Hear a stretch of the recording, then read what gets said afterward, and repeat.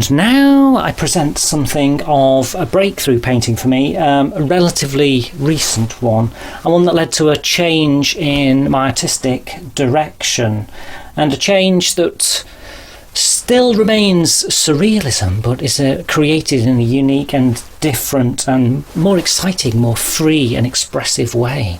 Perhaps halfway between what you might term classical surrealism and something like abstract expressionism, which is created so-called from the unconscious in a live manner.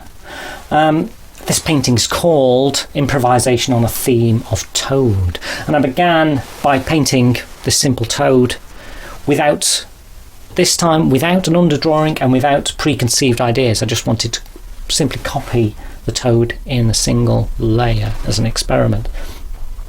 And then gradually I found shapes and forms that I was painting that imposed themselves on my unconscious, and I felt like I needed to explore them and expand them and draw new shapes, such as mountains began to creep in the background, and other shapes that I could see in the patterns, which indicated something else was in my visual memory wanting to impose itself.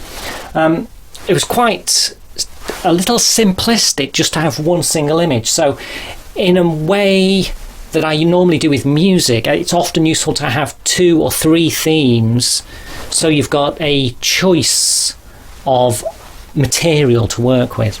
In this particular case, I found a painting called Antigone Defeating Somebody or Other by Nicholas Lytras. Polydeuces might be involved.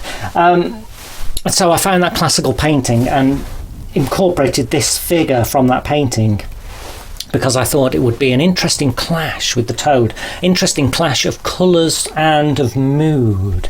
This mourning figure like a hulking mountain or strange landscape.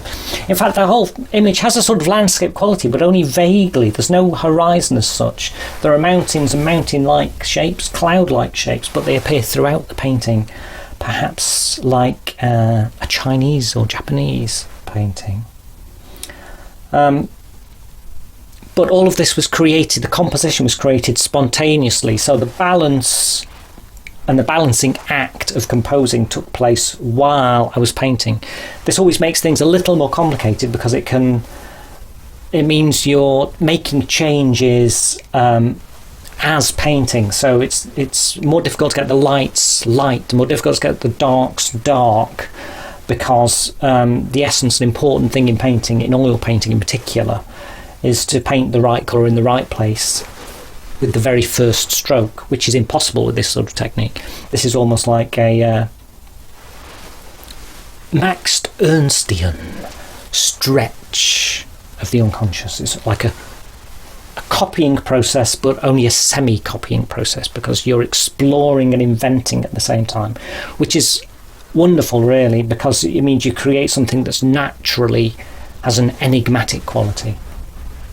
I deliberately wanted to cross 2 objects, and then when I completed this I was so pleased with it, I thought it could be part of a triptych, a bit like a piece of music. In fact, music was a heavy influence. I often improvise my piano pieces. You'll find some other YouTube videos of my piano playing with similar lines, with similar themes. I have an approximate theme in mind, or perhaps 2, and then dart between the 2 to create an interesting tension.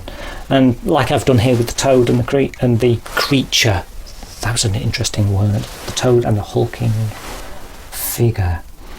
And so I created a triptych of these, and each of them used the Antigone painting and something else to create a unique feeling, and each piece was therefore like a piece of music designed not necessarily to convey a specific intellectual idea. Can we say what it's about? That's the interesting thing about this.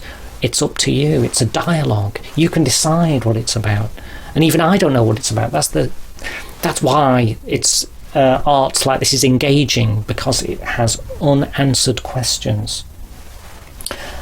But the ultimate aim of it is to create a feeling. So it creates a mysterious feeling, a feeling of, is this figure sad, or is it afraid of the monstrous frog, or is it's turning away? the whole thing is about expressing a feeling in a very musical way, in the same way that classical music creates a feeling without necessarily creating a meaning. And that's perhaps the ultimate concept behind this painting and the others in the series.